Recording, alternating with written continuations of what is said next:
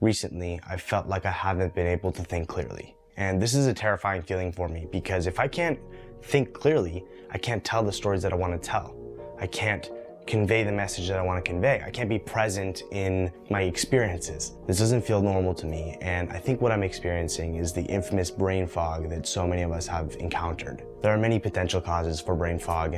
It's a very complex, multi-layered topic that almost certainly touches biology, diet, emotional well-being, psychology, lifestyle, I mean, so many different things. So I can't blame this on any single thing, but I feel very strongly that I've pinpointed where this is coming from, and I'm calling it information fatigue. This is already a term that people are using in certain spaces and online, and for me, I'm using it to just basically reference this feeling of consuming way too much input and being bogged down trying to process all of it. This almost always comes from my phone or my computer in some sort of auditory or visual form. And I'm talking about really little things that seem harmless. So for example, a comment, okay? There's nothing wrong with reading a comment, but multiply that by 10,000 and you are dealing with a totally different thing.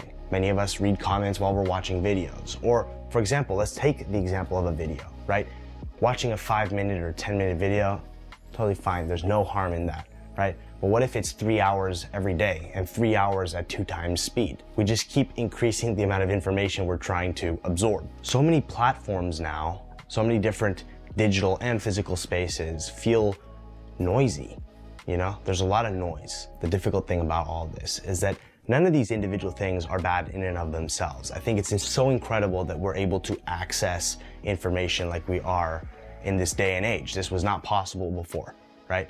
And so I'm not trying to say any of these things are evil, right? But altogether, all these little things constantly added up can be incredibly destructive. It feels like there's no more space to imagine and ponder and let ideas zap you out of nowhere. There's no more space to rest, which is a 4-letter word with colossal implications and is serially neglected in this day and age. I mean, why is camping so awesome? For me, every time I've gone camping is because I've lost connection with the rest of the world.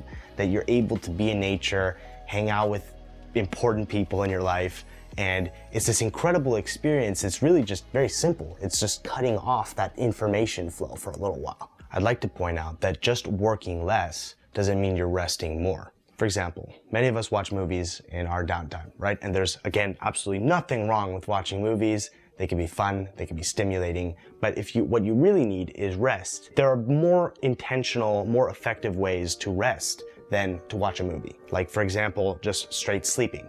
Maybe that's what your body needs, and that's often the case for me. And I don't feel like I'm listening to myself all the time. Why am I not giving myself what I need? And I think it partly has to do with the fact that it doesn't feel very productive in that moment, right? It doesn't feel productive to sleep for an additional hour, but that might end up being the most productive use of your time. It's weird because it's these invisible things that capitalism doesn't really value. It's super important to take care of yourself for long-term success, long-term consistency, right? I think anybody could say that, and yet we're all doing all these different things to sabotage ourselves. All I'm really saying is that there's no replacement for rest, and there's no replacement for that space that I was describing earlier that we're constantly filling with external input. We're all chasing entertainment or motivation or inspiration, but none of us need any more of those things. We all already have way more than anybody ever did in the past. And the people of pre-social media times did just fine,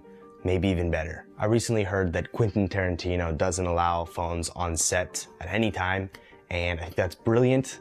It creates a space to be focused on the work that needs to be done there. All the texts and calls and everything else can wait. I've heard of rich people going to these hotels or resorts where there are blackout zones, so they completely block off any sort of internet connection so that you can actually unplug. People are actually paying now to be disconnected. And I'm not trying to paint this sort of doomsday scenario. I consider myself an optimist, and I think this is good news. The fact that I see this very clearly now, and I have a plan of attack because I firmly believe this is in all of our control. We're the ones distracting ourselves. We're the ones overloading ourselves. And it doesn't have to be so difficult lowering that amount, that constant flood of info that's coming into our lives. This December, I've been making a conscious effort to try and slow down and upload a little bit less often. I'm doing every other week instead of every single week. The idea behind this was to try and recoup a little bit and reset and reflect and plan,